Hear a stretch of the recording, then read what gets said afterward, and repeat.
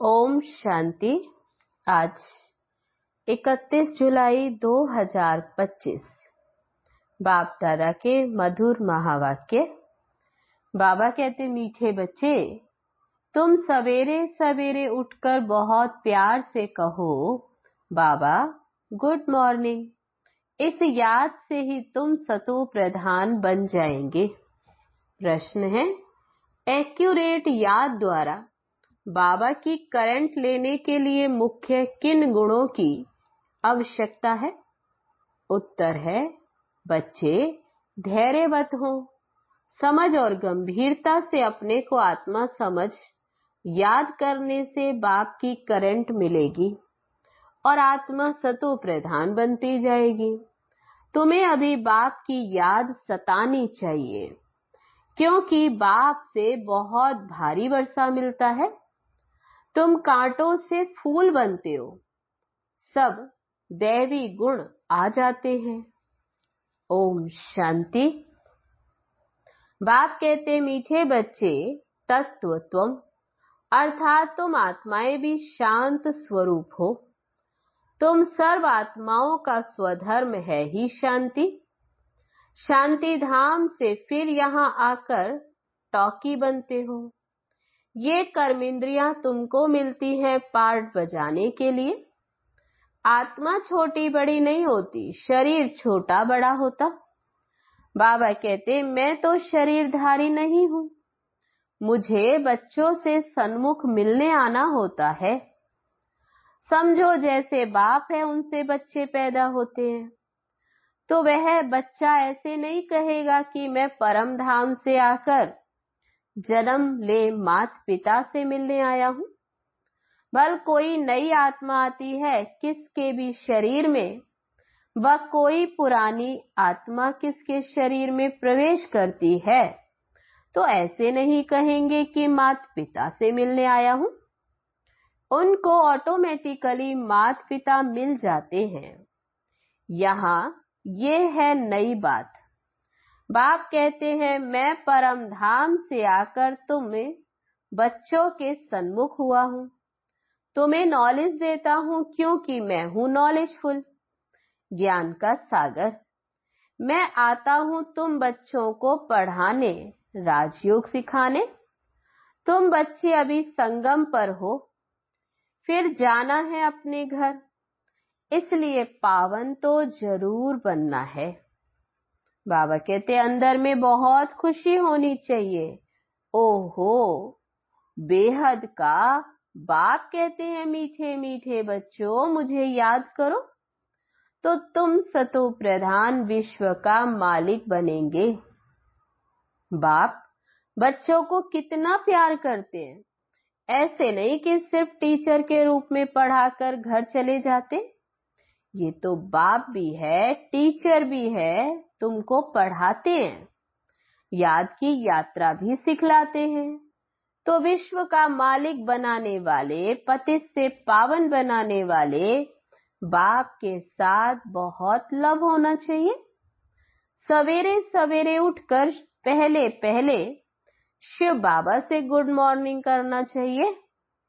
बच्चों को अपने दिल से पूछना है कि हम सवेरे उठकर कितना बेहद के बाप को याद करते हैं। सवेरे उठ बाबा से गुड मॉर्निंग करें, ज्ञान के चिंतन में रहें तो खुशी का पारा चढ़े।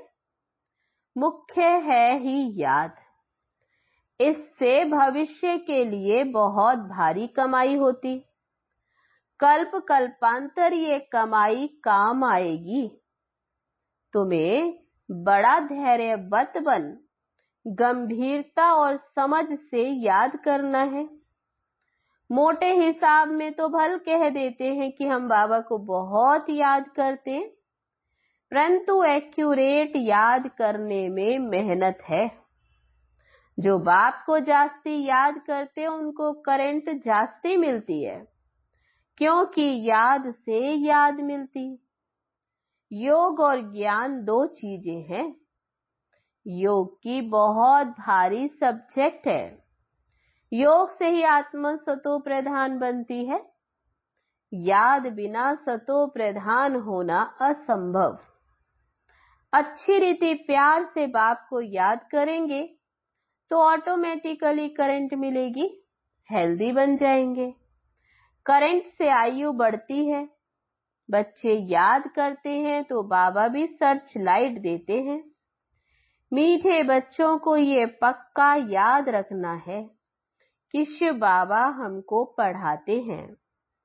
शिव बाबा पतित पावन भी है, सदगति दाता भी है। सदगति माना स्वर्ग की राजाई भी देते। बाबा कितना मीठा है, कितना प्यार से बच्चों को बैठ पढ़ाते। बाप दादा द्वारा हमको पढ़ाते हैं। बाबा बच्चों को कितना प्यार करते, कोई तकलीफ नहीं देते, सिर्फ कहते हैं मुझे याद करो और चक्र को याद करो। बाप की याद में दिल एकदम ठर जानी चाहिए। एक बाप की याद सतानी चाहिए, क्योंकि बाप से वर्षा कितना भारी मिलता है। तो अपने को देखना चाहिए हमारा बाप के साथ कितना लव है, कहां तक हमारे में दैवी गुण है। क्योंकि तुम बच्चे अभी कांटों से फूल बन रहे हो।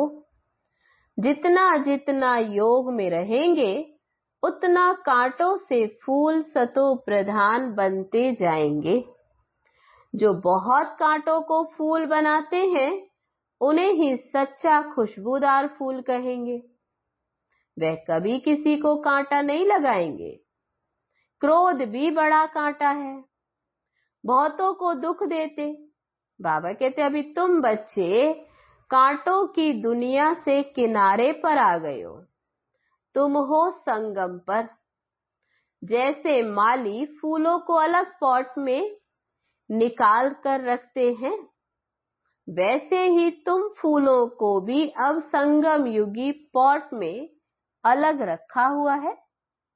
फिर तुम फूल स्वर्ग में चले जाएंगे, कलयुगी कांटे भस्म हो जाएंगे। बाप कहते मीठे बच्चे, जितना तुम बहुतों का कल्याण करेंगे उतना तुमको उजूरा मिलेगा। बहुतों को रास्ता बताएंगे तो बहुतों की आशीर्वाद मिलेगी। ज्ञान रत्नों से झोली भर कर फिर दान करना है। ज्ञान सागर तुमको रत्नों की थालियां भर भर कर देते हैं। जो उसका दान करते वही फिर सबको प्यारे लगते हैं। बच्चों के अंदर में कितनी खुशी होनी चाहिए। सेंसिबल बच्चे जो होंगे वे तो कहेंगे हम बाबा से पूरा ही वर्षा लेंगे, एकदम चटक पड़ेंगे। बाप से बहुत लव रहेगा, क्योंकि जानते हैं प्राण देने वाला बाप मिला है। नॉलेज का वरदान ऐसा देते हैं जिससे हम क्या से क्या बन जाते हैं। इनसॉल्वेंट से सॉल्वेंट बन जाते हैं। इतना भंडारा भरपूर कर देते। जितना बाप को याद करेंगे उतना लव रहेगा। कशिश होगी, सुई साफ होती है तो चुंबक तरफ खींच जाती है ना। बाप की याद से कट निकलती जाएगी। एक बाप के सिवाय और कोई भी याद ना आए। बाप समझाते हैं मीठे बच्चे, गफलत मत करो, स्वदर्शन चक्रधारी बनो, लाइट हाउस बनो। स्वदर्शन चक्रधारी बनने की प्रैक्टिस अच्छी हो जाएगी तो फिर तुम जैसे ज्ञान का सागर हो जाएंगे। तब बाबा ने टेंशन दिलाया कि स्वदर्शन चक्रधारी बनने की प्रैक्टिस अच्छी हो जाएगी तो तुम ज्ञान सागर हो जाएंगे। बाबा कहते जैसे शिव बाबा ज्ञान का सागर, ऐसे तुम मास्टर ज्ञान सागर। जैसे स्टूडेंट पढ़कर टीचर बन जाते, तुम्हारा धंधा ही ये है तुमको स्वदर्शन चक्रधारी बनना है। तो बाबा कहते तुम्हारा धंधा ही ये है कि सबको फिर स्वदर्शन चक्रधारी बनाओ। स्वदर्शन चक्रधारी बन औरों को बनाओ तब ही फिर चक्रवर्ती राजा रानी बनेंगे। बाप कहते, बच्चे तुम्हारे बिगर हमको भी जैसे बेआरामी होती है। जब समय होता है, तब बाबा कहते जब समय होता है आने का तो बेआरामी हो जाती, बस अभी हम जाऊं। बच्चे बहुत पुकारते, बहुत दुखी हैं, तो तरस पड़ता, इसलिए मैं आता हूं। तुम बच्चों को सब दुखों से छुड़ाने। अभी तुम बच्चों को घर चलना है, फिर वहां से तुम आपे ही सुखधाम चले जाएंगे। वहां मैं तुम्हारा साथी नहीं बनूंगा। अपनी अवस्था अनुसार तुम्हारी आत्मा चली जाएगी। अच्छा, मीठे मीठे सिकीलदे बच्चों प्रति माता पिता बाप दादा का याद प्यार और गुड मॉर्निंग। रूहानी बाप की रूहानी बच्चों को नमस्ते। हम रूहानी बच्चों की रूहानी बाप दादा को नमस्ते नमस्ते। ओम शांति। अब है धारणा के लिए मुख्य सार। पहली पॉइंट, बाप की करंट ऑटोमेटिक लेने के लिए बहुत प्यार से बाप को याद करना है। यह याद ही हेल्दी बनाएगी। करंट लेने से ही आयु बढ़ेगी। याद से ही बाप की सर्च लाइट मिलेगी। दूसरी पॉइंट है, गफलत छोड़ स्वदर्शन चक्रधारी लाइट हाउस बनना है। इससे ही ज्ञान सागर बन चक्रवर्ती राजा रानी बन जाएंगे। वरदान है आज का, सबको खुशखबरी सुनाने वाले, खुशी के खजाने से भरपूर भंडार भव। सदा अपने स्वरूप को सामने रखो कि हम खुशी के खजाने से भरपूर भंडार हैं। जो भी अनगिनत और अविनाशी खजाने मिले हैं, उन खजानों को स्मृति में लाओ। खजानों को स्मृति में लाने से खुशी होगी, और जहां खुशी है वहां सदा काल के लिए दुख दूर हो जाते हैं। खजानों की स्मृति से आत्मा समर्थ बन जाती है, व्यर्थ समाप्त हो जाता है। भरपूर आत्मा कभी हलचल में नहीं आती, वह स्वयं भी खुश रहती और दूसरों को भी खुशखबरी सुनाती है। स्लोगन है आज का, योग्य बनना है तो कर्म और योग का बैलेंस रखो। अव्यक्त इशारा है आज के लिए, संकल्पों की शक्ति जमा कर श्रेष्ठ सेवा के निमित्त बनो। सेवा में मुख द्वारा संदेश देने में समय भी लगाते हो, संपत्ति भी लगाते हो, हलचल में भी आते हो, थकते भी हो, लेकिन श्रेष्ठ संकल्प की सेवा में ये सब बच जाएगा। तो इस संकल्प शक्ति को बढ़ाओ, दृढ़ता संपन्न संकल्प करो तो प्रत्यक्षता भी जल्दी होगी। अब है संदेश पुत्रियों द्वारा कुछ संदेश, ड्रामा के कुछ गुह्य रहस्य। पहला है, इस विराट फिल्म यानी ड्रामा में हर एक मनुष्य आत्मा में अपनी अपनी पोजीशन अनुसार सारे जीवन का ज्ञान अथवा एक्ट पहले ही मर्ज रूप में रहती है। जीव आत्मा में सारे जीवन की पहचान मर्ज होने के कारण वह समय पर इमर्ज होती है। हर एक में अपनी अपनी संपूर्णता की अवस्था अनुसार जानकारी अथवा एक्ट जो मर्ज है वही समय पर इमर्ज होती, जिससे तुम हर एक जानी जाननहार बन जाते हो। दूसरा है, इस विराट फिल्म के सेकंड की एक्ट नई होने के कारण तुमको ऐसा समझ में आएगा जैसे कि अभी अभी यहां आई हूं। हर सेकंड की एक्ट अलग होती है, करके कल्प आगे वाली घड़ी रिपीट होती है, परंतु जिस समय प्रैक्टिकल लाइफ में चलते हो उस समय नई वह महसूस होती है। इसी समझ से आगे बढ़ते चलो। ऐसे कोई कह नहीं सकता कि मैंने तो ज्ञान प्राप्त कर लिया, अब मैं जाती हूं। नहीं, जब तक विनाश हो तब तक सारी एक्ट और सारा ज्ञान नया है। तीसरी पॉइंट है, इस विराट ड्रामा की जो भावी बनी हुई है वह निश्चय से ही बनी हुई है। भावी को कोई टालता है या बनाता है, वह सब अपने ऊपर है। खुद का शत्रु और खुद का मित्र मैं भी हूं। खुद का शत्रु और खुद का मित्र मैं ही हूं। अभी तुम्हें रमणीक स्वीट बनना और बनाना है। चौथी पॉइंट है, इस विराट फिल्म में ये सहन करना भी तुम्हारे लिए कल्प पहले वाला एक मीठा सपना है, क्योंकि तुम्हें फिर भी कुछ होता नहीं। जिन्होंने भी तुम्हें तंग किया है वो भी कहेंगे कि मैंने इनको इतना तंग किया, दुखी किया, परंतु ये तो फिर भी डिवाइन यूनिटी, सुप्रीम यूनिटी, विजयी पांडव बनकर रहते हैं। इस बनी हुई भावी को कोई टाल नहीं सकता। पांचवी पॉइंट, इस विराट फिल्म में देखो कैसा वंडर है, जो तुम प्रत्यक्ष पांडव भी आए पधारे हो और तुम्हारे पुराने चित्र और निशानियां भी अब तक कायम हैं। जैसे पुराने कागज, पुराने शास्त्र, गीता, पुस्तक आदि संभाल कर रखते हैं, फिर बहुत उनका मान होता, ऐसी पुरानी चीजें कायम होते हुए अब नई वस्तु इन्वेंशन होती है। पुरानी गीता प्रैक्टिकल में होते नई गीता इवेंट हुई। पुराने की अंत तब होती जब नए की स्थापना होती। अभी तुम प्रैक्टिकल में ज्ञान को जीवन में प्रत्यक्ष धारण करने से दुर्गा, काली आदि बनी हो।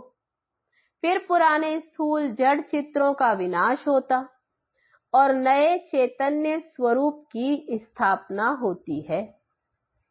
छठा पॉइंट है, इस विराट फिल्म प्लान अनुसार संगम के स्वीट समय आप अनन्य देवी बच्चे ही विकारों पर विजय प्राप्त कर वैकुंठ की स्वीट लॉटरी पाते हो।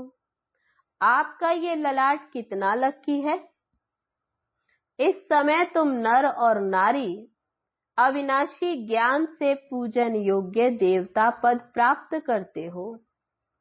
यही है इस संगम के सुहावने वंडरफुल समय की वंडरफुल रीति।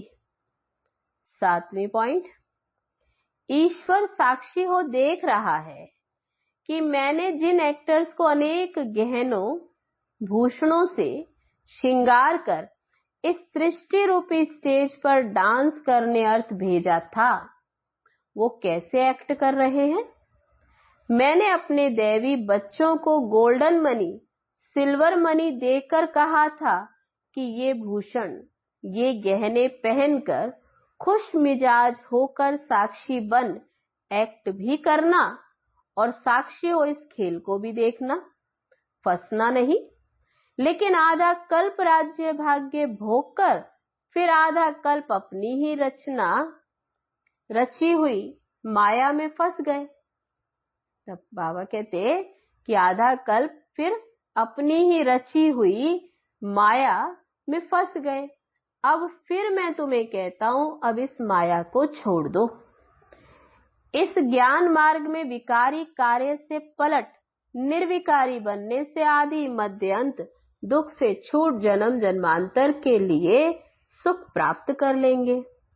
फिर है आठवीं पॉइंट, अपने से कोई भी उच्च अवस्था वाले द्वारा यदि कोई सावधानी मिलती है तो उनको राजयुक्त उठाने में ही कल्याण है। उनके भीतर के राज को जानना चाहिए कि इसमें अवश्य कोई कल्याण समाया हुआ है। ये जो पॉइंट मुझे इनके द्वारा मिली है वे बिल्कुल यथार्थ है। उसे बहुत खुशी से स्वीकार करना चाहिए, क्योंकि अगर मेरे द्वारा कभी कोई भूल हो गई तो वह पॉइंट याद आने से स्वयं को करेक्ट कर लेंगे। इसलिए कोई भी सावधानी को बहुत विशाल बुद्धि से धारण करने से तुम उन्नति को प्राप्त कर सकेंगे। 9वीं पॉइंट, अभी तुम्हें नित्य अंतर्मुख होकर योग में रहना है, क्योंकि अंतर्मुख होने से स्वयं को देख सकेंगे। सिर्फ देखेंगे नहीं, परिवर्तन भी कर सकेंगे। यही है सर्वोत्तम अवस्था। जब पता है हर एक अपनी स्टेज प्रमाण पुरुषार्थी है, तो कोई भी पुरुषार्थी के लिए आर्ग्यू नहीं चल सकती, क्योंकि वो अपनी स्टेज अनुसार पुरुषार्थी हैं। उनकी स्टेज को देख उनसे गुण उठाओ। अगर गुण नहीं उठा सकते तो उसे छोड़ दो। अब है 10वीं पॉइंट और लास्ट, तुम सदा अपने पुरुषोत्तम लक्ष्य को सामने देख, अपने को ही देखो। तुम हर एक व्यक्तिगत पुरुषार्थी हो। तुम अपनी तरफ नजर रख, आगे दौड़ते रहो। कोई भल क्या भी करता रहे, परंतु मैं अपने स्वरूप में स्थित रहूं, अन्य किसी को ना देखूं। अपने बुद्धि योग बल से मैं उसकी अवस्था को जान लूं। अंतर्मुखता की अवस्था से ही तुम अनेक परीक्षाओं से पास हो सकते हो। अच्छा, ओम शांति।